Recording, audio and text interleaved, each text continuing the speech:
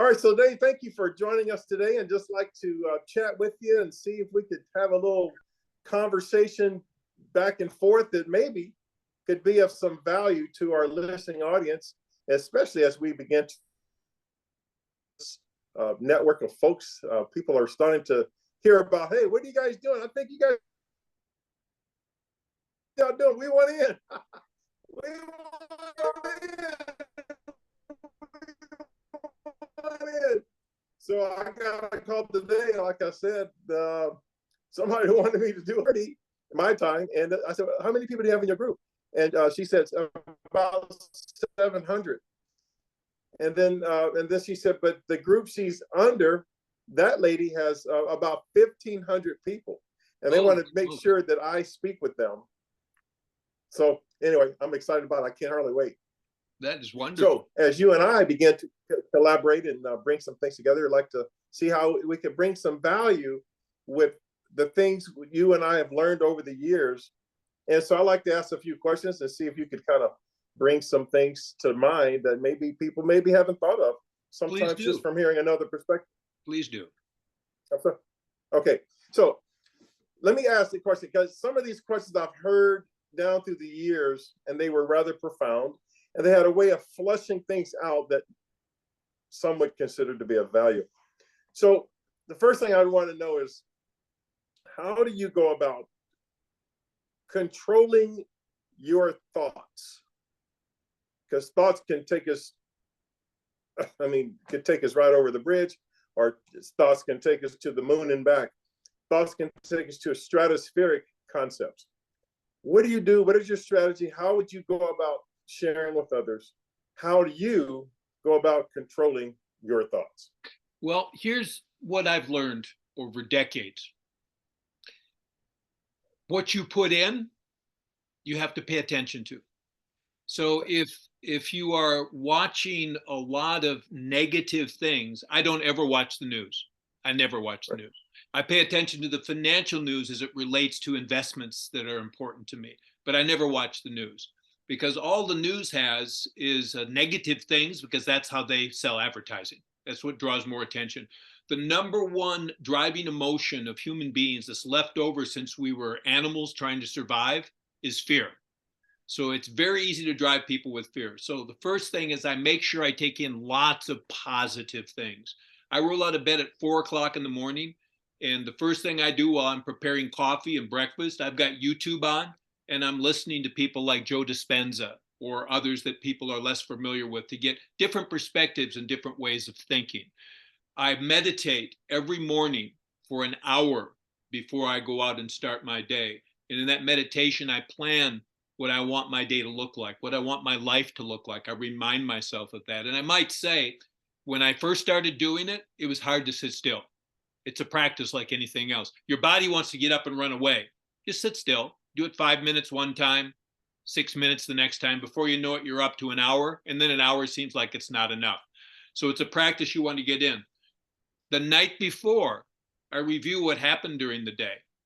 I think about how I responded and whether I really liked responding that way or not, or how I might have responded better.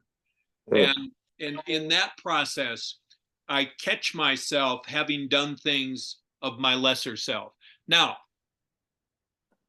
when I'm really upset, I've learned to pause when irritated, because no good comes when I respond when I'm upset. I don't think clearly. I really just want to punch somebody verbally. And the damage you can do in those moments is terrible sometimes. So I learned to pause when irritated, take some breaths, sometimes walk away. If someone presses me, I'll say, you know, Marcus, I'm going to have to get back to you on that. So let's put that on the side for a moment. Let's go on with the other things that we're going to talk about. Or if I'm talking to someone on the telephone and I'm really upset, I'll say, oh, Marcus, hey, I got someone else calling. Let me get back to you. And I'll get off before I blow up. I've noticed that I don't not have negative feelings. I've just learned to catch them sooner. So for example, I used to drink large amounts of alcohol, like over a quart of whiskey a day. And anybody that knows anything about alcohol would know that's not good for you. And when I would get under stress, How many times do you watch a movie or a show and they say, you know what, I could really use a drink? It's like a common thing that's built into our culture. So although I don't drink any alcohol anymore at all, I have those moments where something that would be called a stressor that would drive me down that path will come up. First thought I have in my mind is I could use a drink, but what happens right after that is I start playing it forward. What happens next and what happens next? And oh yeah, I don't want that. And before I know it, that thought's out of my mind. So the thought of doing it isn't gone. It's just that taking the action is gone. So Wow. everyone is going to abreact when they're put under stress and pressure. The question is, can you pause before you respond? Can you give yourself an alternative to burn off the stress? You know, when you get upset, your body fills up with chemicals, hormones. Yes, right. And you need to do something to dissipate that, right? And you can either punch somebody in the nose and get in a fist fight, or you can calm yourself down, and it will dissipate over time. Those would be the simplest things I could say that I do. Wow, that's pretty powerful. I think that could be of some great, great, great value for people, even in marriage. I'm just speaking for myself. If I had just taken those types of steps in my marriages, then I think things could have been a little bit better. Okay, so then here's another question I find very intriguing as well. What would you say would be your greatest fear of losing? My greatest fear of losing. I think rather than losing, I would, my driving fear is not being good enough.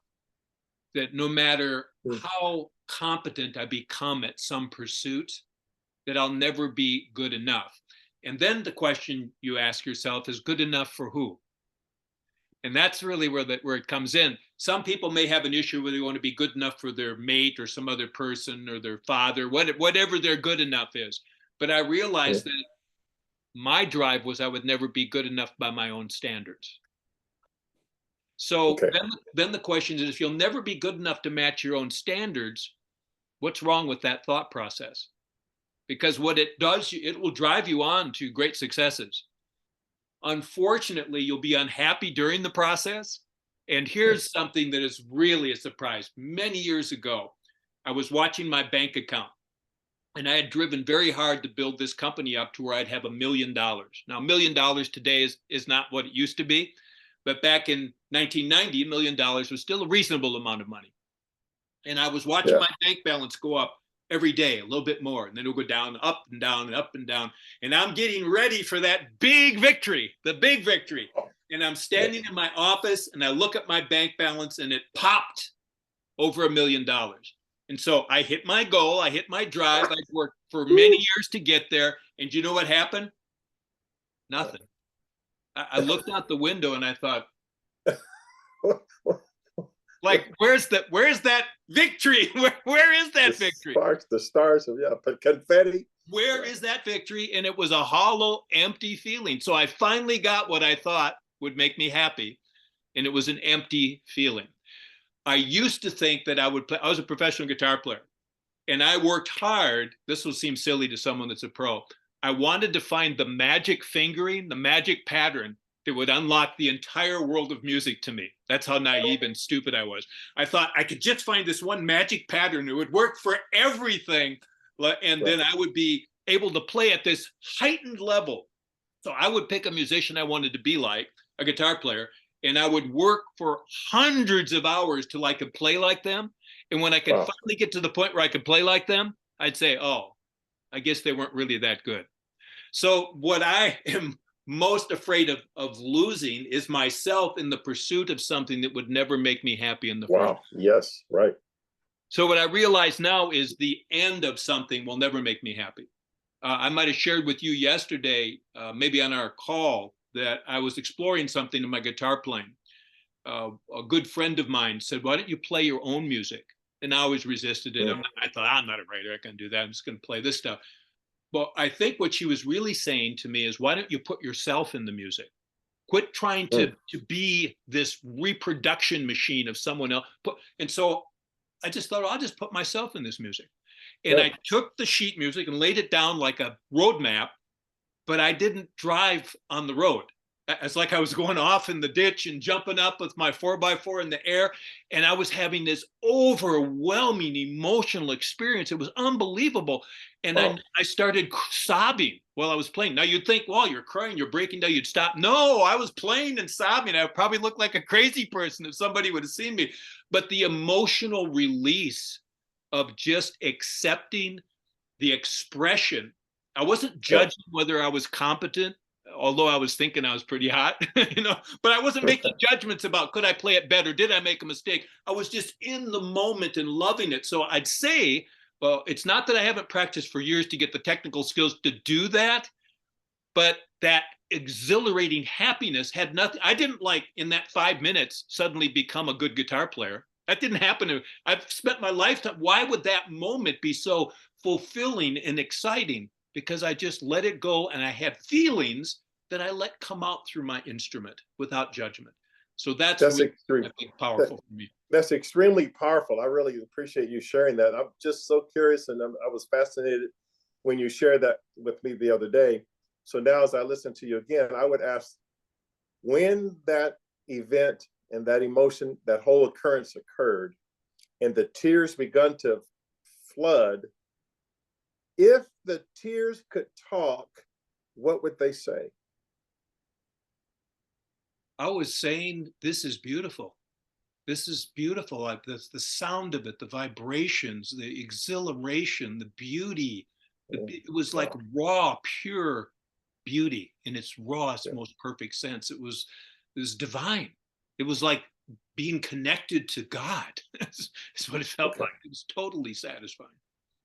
And that's what flooded you with tears. But, if you were to put into words, what would you say is your primary mission statement? Your mission statement, David. Your mission statement, your purpose for even being on this planet. What is that from your perspective? It's changed for me. I used to Say think. again, I didn't hear you. It changed for me. My original mission was to be so magnificent that everybody would love me. That's why I played guitar. I used to believe, I didn't understand this, but I used to believe that I would one day be so good that everybody would love me. And then I realized that I really wanted to be so good that I would love myself. So the need for everyone to love me had nothing to do with everyone loving me. It had to do with me accepting myself. So my mission in life now is to help other people realize that what you really want to do is accept yourself. And then you want to look outside of yourself to help other people do the same thing. Because only in that acceptance can you become the best that you can be. And only looking outside of yourself are you able really ever to find fulfillment in your life. It's not when you're focused on you or how can people look at me and think I'm magnificent.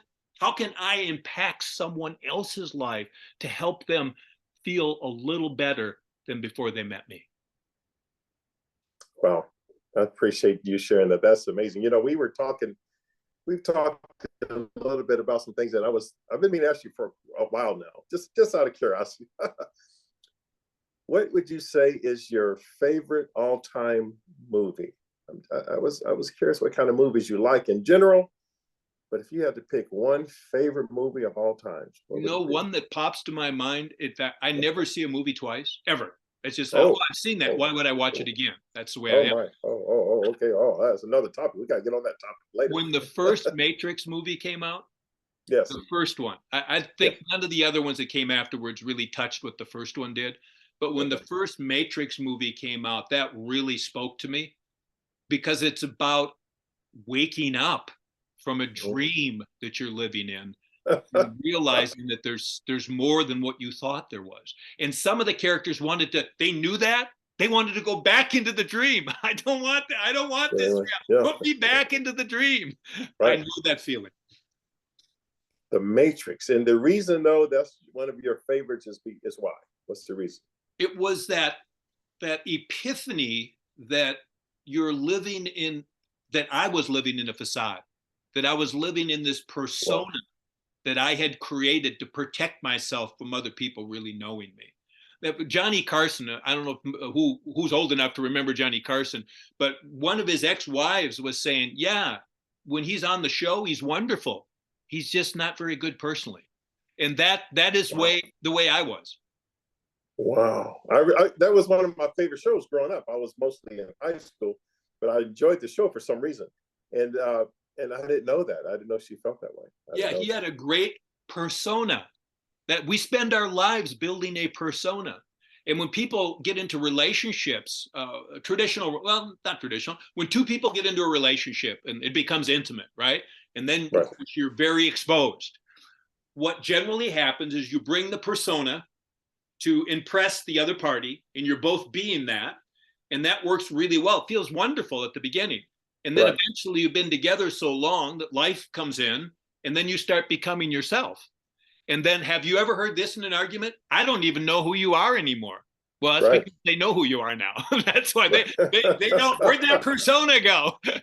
Wow. I think, what did Chris Wow. Rock say? What happened to that person who's on the date? He said, "Oh, I sent my persona, my stand-in. You know, it wasn't me. It was my representative." That's what he called it, my representative. Wow. Wow. Wow. That's that's pretty powerful. It reminds me of some incredible things, but I don't want to get derailed and go off into these things that I'm thinking about. I think when you pick a relationship with people for business, friendship, romance, I can speak for myself. I've made my choices based on the wrong things. And because Right. I made my choices based on the wrong things and I didn't have discernment, I ended up with relationships that weren't healthy. And when I refer to healthy, I mean that they weren't good for either party. Right. Both Yeah. parties ended up in, after the romance, and business can have a romance, and Right. love can have a romance. After the romance and reality came in, the people that I'm really valuing, now I'm an older guy now, I've known some people for 40 years, and we're still Right. friends 40 years later. And there's a connection between us. And that's because that was a good person for me. We were good for each other. Right. You know, I never will forget this gentleman I saw on the Oprah Winfrey Show, and then I decided to get his book and study it. It was incredibly powerful. His name is Dr. Harvel Hendricks, and Harvel Hendricks wrote a book called How to Get the Love You Truly Want. And it's something I read in there. I just will never forget it because he actually goes into describing why we choose the mates that we choose. Well, that has to do with wherever we're at in our lives at that time. This person seems to fit that modus operandi at that time. And then when we're healed from whatever state of mind we're in that caused us to choose that person, once we're healed in that area, that person becomes no longer attractive. So that's heavy news, because when I first got married, I'm thinking I'm going to be married until death. Yeah. And I thought that for sure the second. It didn't happen. So we're at a state, and then I think back to the state of mind I was in when I married each person, and it wasn't quite the healthiest. And I could see why I would chose that person, why I would have chosen that person. Anyway, it's just a heavy concept, so you kind of made me think about that, because that's what's happening at the time we choose a person. So I guess the healthier we can be at any given time, whether it's a mate or a business, the better it is. You know, I'm just curious about when you think about how much longer you want to work, just literally want to work until this particular age, or these many years, these many more years. How many more years would you say you would like to work before you're done and would like to retire and live your life? I'm just curious on the number of years. How many more would you like to go? I am living my life. I don't want to retire from the life that I'm now living. I love playing guitar. I will play that as long as I'm physically capable of doing it. What we've started here, I can't predict the future, but I can't imagine why we'd want to discontinue doing this. As it grows and we bring more people and that are involved with us, and more that we've interviewed, and we expand our knowledge and other people are helped by what we're doing, why would I want to stop that? Because what I said earlier, when you're focused outside of you on what impact you can have on others to lift them up, that lifts you up in the process. Right. In fact, look at every 12-step program on the planet. If you've ever been around one, or go look it up, they're all about what? Looking outside of you, looking outside of you, having to have some kind of greatness outside of you. Some would call it God, some would call it something else, but something outside of you, a higher presence. and then focusing outside of yourself to help other people. The essence of the AA program is to help other people not drink, not to help you not drink. That Wow. counts, but it's to help Wow. other people not drink. Wow. Yeah, I didn't know that. Wow. That's pretty powerful. Well, you know, that brings up a question I've been wondering about too, is say, and that is, if you were completely, totally, independently wealthy, you have all the money you could possibly ever want. So you're totally independent financially, super set. What would you want to do all day, every day for the rest of your life? A version of what I'm doing now. I would just do it maybe in more exotic places. There's a list of people that I have been following since I've had my awakening that are very prominent people. I'd like to meet them, maybe propose doing some business together. There's Joe Dispenza. You've heard me speak of him. I have huge respect for him.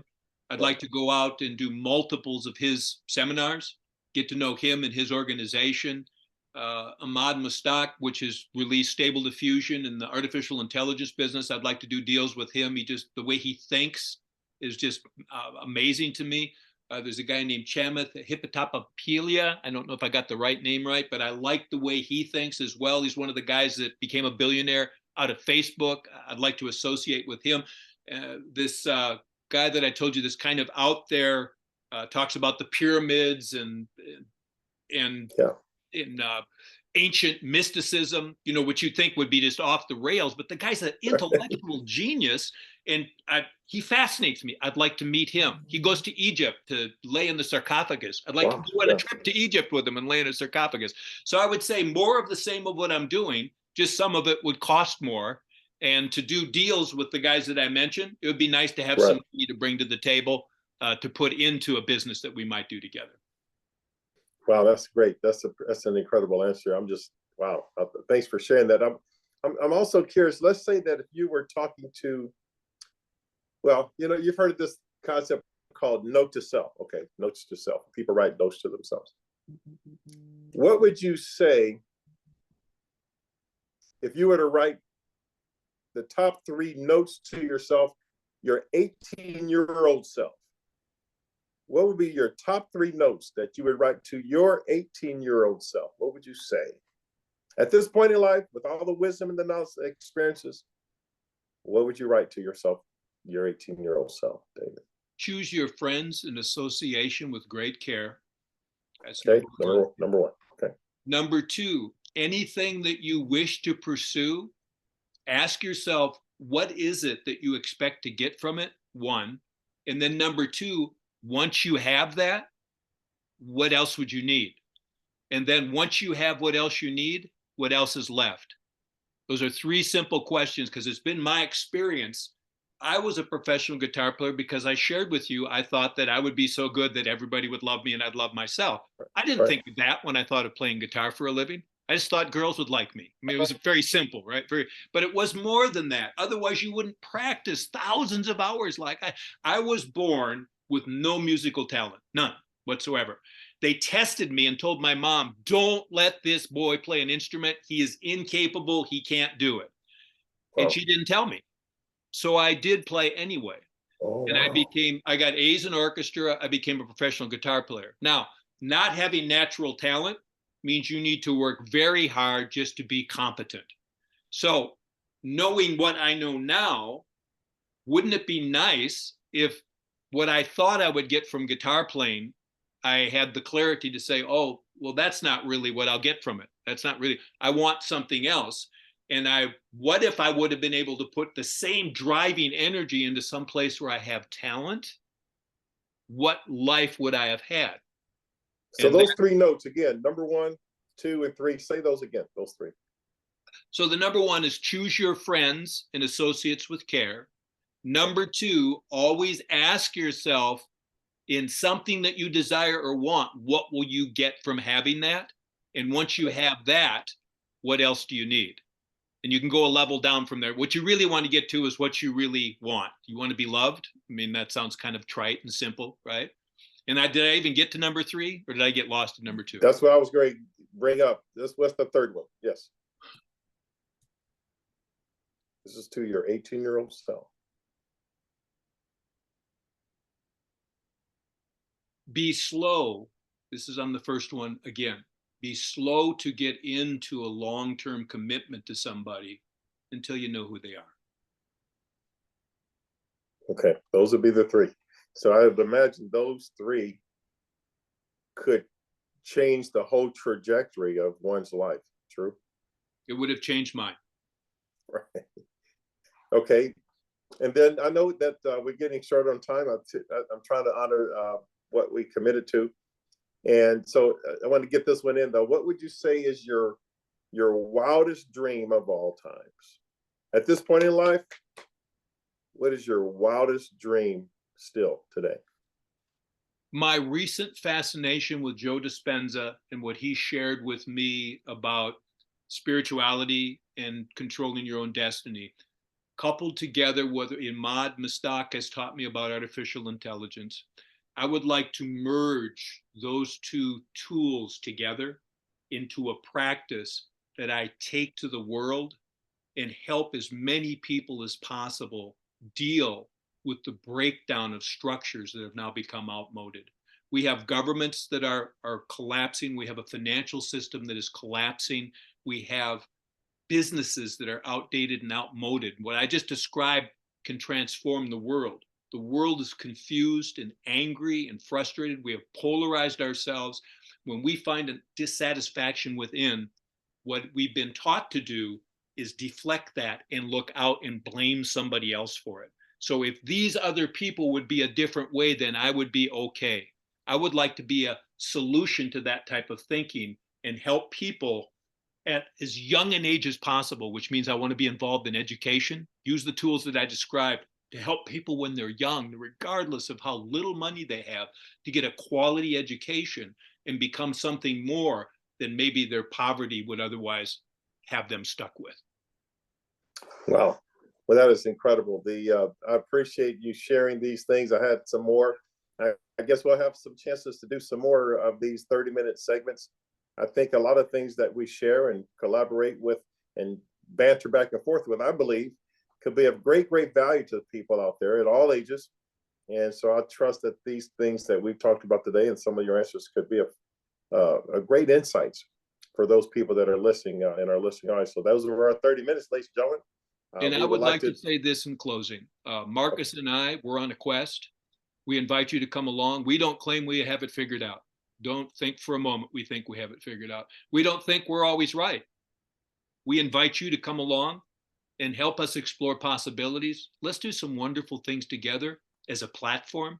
And who knows where this can go? Who knows what will come from it? Who knows? Maybe we'll be interviewing Elon Musk on this show one day. Maybe we'll be interviewing Dr. Joe Dispenza. Maybe we'll be Mistake. Who knows, right? Who knows where this? There's probably people I can't even think of that others will say, "Oh, you need to meet this person, guys," and then we'll have them on the show. I'm looking forward to the exploration. Well, I appreciate your time, sir, and I'll just go ahead and let it be there, and then I look forward to us talking some more with each other at our earliest convenience. How's that sound? That sounds wonderful. Thank you so much for your time, and we hope that the listening audience enjoys. Please give us a thumbs up. Please subscribe so that and hit the black bell so that you'll get notified every time we release one. If you got input, got guests, let us know. We need your help, okay? Sounds good. Thank you.